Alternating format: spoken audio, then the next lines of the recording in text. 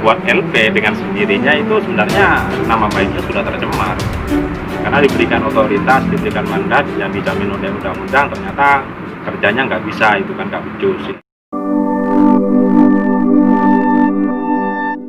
Pasca dilaporkannya Heri Hersong ke polisi, sejumlah ormas berikan dukungan pemberantasan peredaran minuman keras di Kota Depok.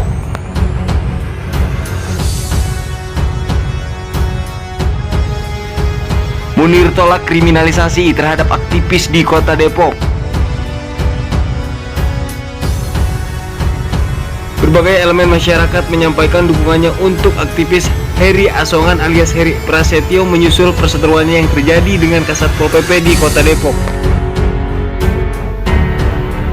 Namun aktivis Heri Asongan diminta tidak terlena akan dukungan yang ada dan tetap terus bergerak memberantas penutupan warung minuman keras yang berada di dekat kantor Wali Kota Depok.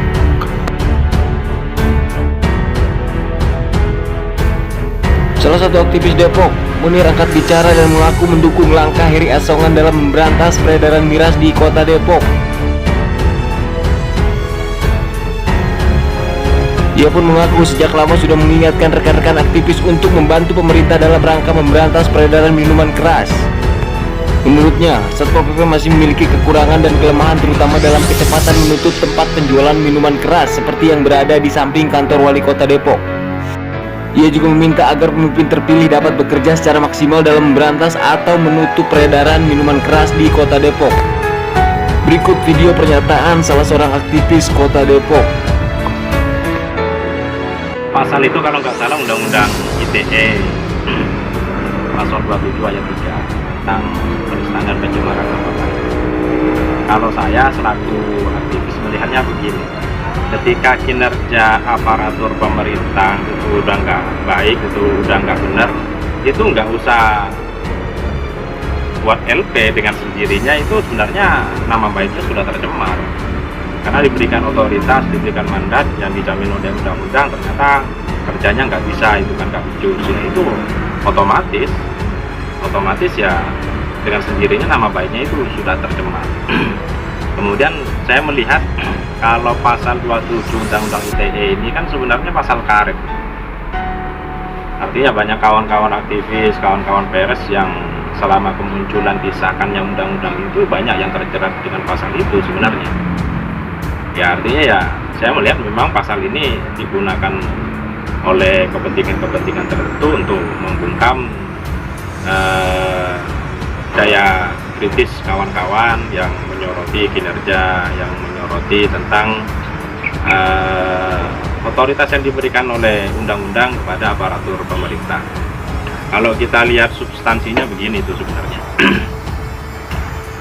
Pasal 27 Undang-Undang ITE ayat 3 itu sebenarnya kan multi tafsir gitu kan. Tidak otomatis kemudian orang dilaporkan berdasarkan tuduhan melanggar pasal itu, pencemaran nama baik, ketika di LP kemudian dinyatakan bersalah, ada proses gitu.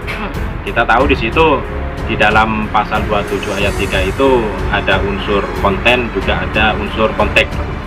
Kalau konten itu memang sifatnya subjektif karena berkaitan dengan psikologi orang yang merasa dirugikan. Ya, kalau merasa namanya dicemarkan itu kan subjektivitas gitu. Tapi perlu dicatat juga bahwa di pasal itu ada unsur konteks. Nah, unsur konteks ini nanti yang akan diuji gitu. Apakah benar itu mengandung penistaan atau pencemaran nama baik, itu perlu diuji. Maka nanti itu juga melibatkan para ahli ITE, IT gitu, ahli psikologi, ahli bahasa dan seterusnya gitu. Artinya dalam kasus saudara Hersong ini sebenarnya saya berharap sih ada win-win solution, ada penyelesaian yang memang arif dan bijaksana. Kalaupun tidak, ya kita juga kawan-kawan ini kan melihat apakah nanti ada kemungkinan kita akan melakukan LP balik terkait dengan kasus ini gitu kan. Nah yang pasti bahwa kalau kita ngelihat konteks awalnya, kronologinya itu memang murni awalnya ini berangkat dari kritik terhadap kinerja penegakan Perda nomor 6 2008 itu terkait dengan miras atau minol itu kan. Nah akumulasinya kemudian terjadilah postingan yang saudara Hersong itu lakukan. Tapi kronologi awalnya itu memang kritik gitu loh terhadap kinerja, kritik terhadap penegakan Perda Miras atau Perda Minol itu. Nah, jangan lalu dipotong bahwa masalah ini murni pencemaran nama baik, karena saudara Hersong kalau dari pembicaraannya kan memang tidak ujuk-ujuk langsung menjas bahwa ini tidak. Kabarnya dari isu yang berkembang, isu itu berkembang dari mana? Gambarnya penegakan Perda itu sendiri. Kalau sumpama penegakannya cepat, kemudian responsif terhadap aspirasi, terhadap masukan, terhadap kritik dari kawan-kawan termasuk dari masyarakat, ya saya rasa bahwa postingan seperti itu juga tidak akan muncul. Saya rasa begitu. Kita kawan-kawan aktivis ya apresiatif terhadap kinerja dari tim Jaguar Polresta Depok karena peka terhadap isu yang berkembang, terhadap aspirasi masukan dari masyarakat, laporan masyarakat, responsif. Kalau penindakan penegakan Perda ini secepat yang dilakukan tim Jaguar ini, saya rasa ya semuanya akan berjalan baik-baik saja. Jadi pertama ya kita kawan-kawan aktivis mengapresiasi apa yang sudah dilakukan tim Jaguar Polresta Depok. Mudah-mudahan kedepannya juga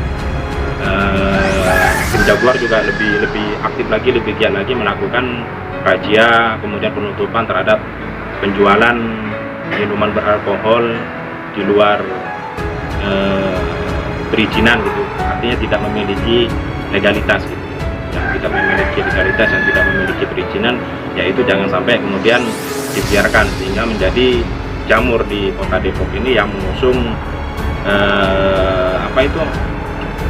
visi misi menjadi kota yang religius gitu kan. Nah, kita apresiasi banget. Ya berbeda, andaikan penegak Perda ini dalam hal ini Satuan Polisi Pamung Raja seresponsif tim Jaguar, saya rasa semuanya akan baik-baik saja dan kita tetap bisa kembali menjalankan fungsi kita sebagai kontrol sosial. Kemudian Satuan Polisi Pamung Praja juga bisa menegakkan perda-perda yang lain, termasuk ya dulu ini sebenarnya begini. Saya ingat betul dulu kita itu mengkritisi bersamaan dengan perda penegakan IMB sama perda penegakan miras ini, sebenarnya bersamaan. Ini sudah lama sebenarnya, cuma klimaksnya mungkin ya hari ini lah bersamaan dengan pelaporan saudara Hersong. Saya rasa begitu. Terima kasih sudah menonton video ini. Jangan lupa like, share, comment, and subscribe.